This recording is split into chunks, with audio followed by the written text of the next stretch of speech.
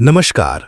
स्वागत है आपका जीवन विमर्श में, जहां हम लेकर आते हैं ऐसी कहानियां जो सिर्फ सुनने के लिए नहीं बल्कि सोचने और जीवन में उतारने के लिए होती हैं। बहुत समय पहले की बात है। हिमालय की तलहटी में एक संत रहते थे। वे अत्यंत सरल जीवन जीते थे। उनके पास न तो कोई आश्रम था और न ही अनुयायियों की भीड़। वे दिन रात गांव-गांव, नगर-नगर भ्रमण करते, लोगों को सदाचार, करुणा और संतोष का संदेश देते। उनके चेहरे पर एक अजीब सी शांति रहती थी। लोग कहते थे, इनकी आंखों में देखकर ही मन को शांति मिल जाती है। एक दिन संत एक लंबे मार्ग पर चल रहे थे। आसमान साफ था, पक्षियों की मधुर चहचहाट गूंज रही थी। तभी दूर से शोरगुल सुनाई दिया। ढोल बज रहे थे, घोड़ों की टापिंग गूंज रही थीं, सैनिक नारों के साथ आगे बढ़ रहे थे। ये दृश्य देखकर संत ठहर गए। उन्होंने देखा, भव्य रथ पर सवार एक राजा आ रहा था।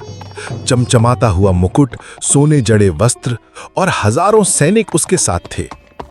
राजा ने संत को देखा तो रथ रुकवाया। वो नीचे उतरा और आदरपूर्वक झुककर बोला, प्रणाम महाराज, मैं चक्रवर्ती सम्राट हूं। मेरे पास अपार धन दौलत, सेना और राज्य है। आज मैं पड़ोसी राज्य पर आक्रमण करने निकला हूं ताकि अपना खजाना और बढ़ा सकूं। आप मुझे विजय का आशीर्वाद दें। संत ने मुस्कुराकर उसकी बात सुनी। वे थोड़ी देर चुप रहे, फिर धीरे से अपनी झोली में हाथ डाला और एक पुराना सा रुपया निकाला। उन्होंने उसे राजा की हथेली पर रख दिया। राजा अचंभित रह गया। उसने सिक्के को देखा और कहा, महाराज, ये क्या है? आपने शायद सुना नहीं कि मैं बहुत बड़ा धनवान हूं। मुझे इस 1 रुपए की क्या आवश्यकता? मेरे खजाने में हजारों स्वर्ण मुद्राएं हैं। संत शांत स्वर में बोले, बेटा, मैंने ये रुपया रास्ते में पाया था। सोचा था इसे सबसे दरिद्र व्यक्ति को दूंगा, लेकिन आज तुझसे मिलकर समझा कि सबसे दरिद्र तो तू ही है। राजा क्रोधित होकर बोला, मैं दरिद्र?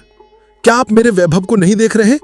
मेरे पास सोने चांदी के पहाड़ हैं, सैकड़ों रथ, हाथी और सेना है। मेरे जैसा धनी कौन? संत ने गंभीर स्वर में कहा, सच्चा धनी वही है जो संतोषी है। जिसके पास बहुत है पर फिर भी और पाने की भूख लगी है, वह दरिद्र है। तेरे पास सब कुछ होते हुए भी तू दूसरों का राज्य लूटने चला है। यह दरिद्रता नहीं तो और क्या? राजा ठिठक गया। राजा को पहली बार किसी ने आईना दिखाया था। उसने धीरे से पूछा, महाराज, यदि धन और विजय ही असली सुख नहीं है तो फिर मनुष्य को क्या चाहिए? संत मुस्कुराए, मनुष्य को चाहिए संतोष। संतोष से मन शांत रहता है और शांत मन में ही सच्चा सुख है। धन से तू भोजन, वस्त्र, महल खरीद सकता है, पर शांति और आनंद केवल संतोष से मिलता है। राजा अब गहरी सोच में डूब गया।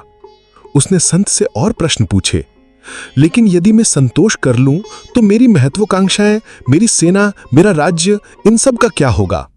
संत ने उदाहरण देकर समझाया, देख बेटा, नदी का पानी प्यास बुझाने के लिए है, लेकिन अगर तू सारा नदी का पानी पीना चाहे तो वो तुझे डुबो देगा। धन भी वैसा ही है, जितना जरूरी है उतना उपयोग करो, लेकिन लालच करोगे तो वही तुम्हें नष्ट कर देगा। संत की बातों ने राजा के हृदय को छू लिया। उसका चेहरा गंभीर हो गया। उसकी आंखों में आंसू छलक आए। वो बोला, महाराज, आपने मेरी आंखें खोल दी। मैं सोचता था कि सबसे बड़ा विजेता वही है जो राज्यों को जीत ले, लेकिन आज समझा कि असली विजेता तो वही है जो अपनी इच्छाओं पर विजय पाले। राजा ने उसी समय युद्ध का विचार त्याग दिया। उसने सेना को रोक दिया और अपने मंत्रियों से कहा, अब हम किसी राज्य पर आक्रमण नहीं करेंगे, बल्कि अपने राज्य को खुशहाल बनाएंगे। किसान, प्रजा और निर्धन ही हमारा परिवार है। उनकी सेवा ही हमारा धर्म होगा। उस दिन से राजा ने अपनी नीतियां बदल दी। उसने गरीबों की सहायता शुरू की, अनावश्यक कर हटा दिए और प्रजा के कल्याण में लग गया। प्रजा ने भी अपने राजा का नया रूप देखकर उसका और अधिक सम्मान करना शुरू कर दिया। लोग कहते थे, ये राजा सचमुच चक्रवर्ती है, क्योंकि इसने अपने भीतर की इच्छाओं पर विजय पाई है। संत संतोषपूर्वक मुस्कुराए और आगे बढ़ गए। वे जानते थे कि एक और आत्मा ने सच्ची राह पाली है। उस दिन राजा ने जाना कि असली सम्राट वही है जो अपनी इच्छाओं पर विजय पाले। जीवन का सबसे बड़ा धन न सोना है न राज्य, बल्कि संतोष है। और जिसके पास संतोष है उसके पास संपूर्ण संसार है। अगर आपको यह कहानी अच्छी लगी हो तो चैनल को सब्सक्राइब करें, वीडियो को लाइक और शेयर करें और जुड़े रहें ऐसी ही ज्ञानवर्धक कहानियों के लिए। फिर मिलेंगे एक नई कहानी के साथ। तब तक के लिए नमस्कार।